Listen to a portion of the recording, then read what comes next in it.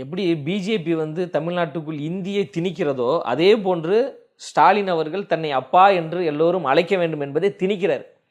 அப்பா என்று சொல்வதில் பெருமை கிடையாது, அப்பாவாக நடந்து கொள்வதில் தான் பெருமை இருக்கு. தமிழ்நாடு முழுவதும் கள்ளச்சாராயம் புழக்கம் இருக்கு. கள்ளச்சாராயத்தை குடித்து பல பேர் சாவுறாங்க. அந்த ஒவ்வொரு வீட்டில் இருக்கின்ற குழந்தைகள் எல்லாம் சொல்றாங்களே, அப்பா கள்ளச்சாராயம் புழக்கத்தை தடுத்து நிறுத்துங்க, ஒரு நல்லாட்சியை கொடுங்க, சட்ட ஒழுங்கை பாதுகாப்பாக வச்சுக்கோங்க அப்படின்னு எல்லாரும் கேட்குறாங்களே. அந்த அப்பாவுக்கு காது கேட்கலையா? காது கேட்காத நிலையில தான் அந்த அப்பா இருக்கிறாரா? பரந்தூர்ல விவசாயிகள் போராடிட்டு இருக்காங்களே 920 நாட்களை கடந்து.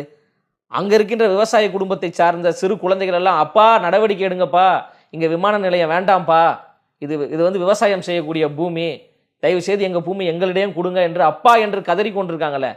அந்த கதறல் சத்தம் ஸ்டாலின் அப்பாவுக்கு கேட்கலையா?